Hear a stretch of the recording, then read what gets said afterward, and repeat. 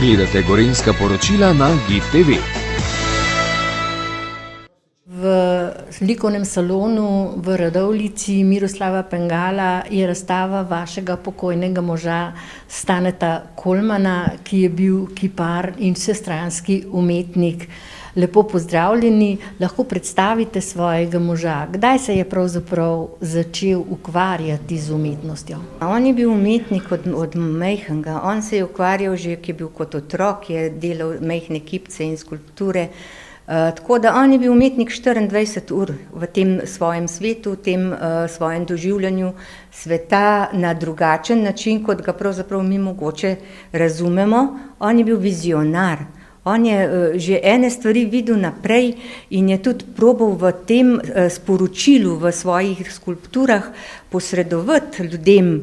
Zdaj, eni so to zelo dobro razumeli, eni pa tudi ne. Tako da on je bil res filozof, umetnik, preprost, enostaven. In njegova zapuščina je kar velika, vse povsod tukaj po Radovljici, na Brezjah. Ja. Njegova zapuščina je ogromna, tudi v Kranju, v Podbrezjah, potem tlele Linhartu v Radovljici, na Bledu so portreti tudi. On je bil izreden portretist, tako da bi lahko naštevali še pa še. Sicer je bil pa kipar. In slikar, oboje. Tako da on je tudi risbe slikal, takrat si mogel njega pustiti. On je bil v svoji meditaciji in on je to delal. No, in po 4 letih, ko vas je zapustil, je tukaj v likovnem salonu Miroslava Pengala na ogled njegova razstava. Ja, tako, jaz sem prav to hvaležna gospodu Pengalu, gospodu Mašukovu, gospodu županu gospodu Mirku Kunšiču, ki je to vse fotografiral, krasen katalog, tako da res hvala vsem, tudi drugim, ki še mogoče niso tukaj povedani.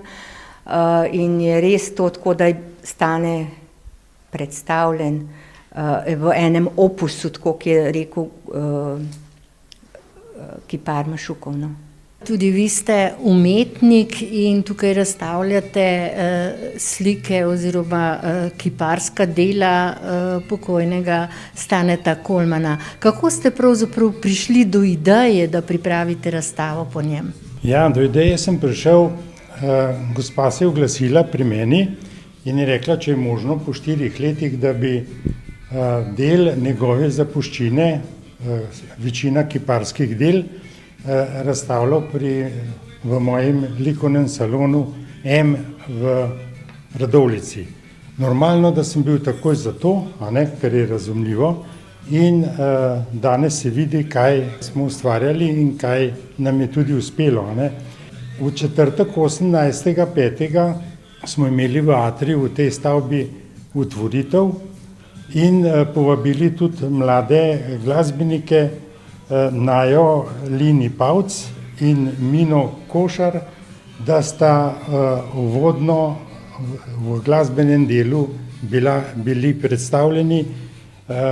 Drugače pa je povezoval program moj kolega Dušan Kopušar, ki se ukvarja z glasbenim delom.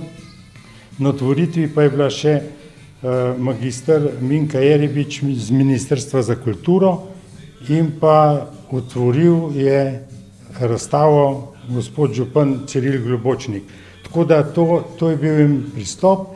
Naknadno smo se pa dogovorili, da bojo vsa dela razstavljena še do 20.6.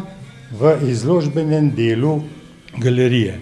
In to je danes možno se ogledati in do 20.6. vabim tudi večino obiskovalcev, ker je možno ogled imeti tekom dneva in tudi razsvetljava je do 11. zvečer, tako da lahko vsi mimoidoči te stvaritve, ki so zdaj razstavljene, tudi vidijo.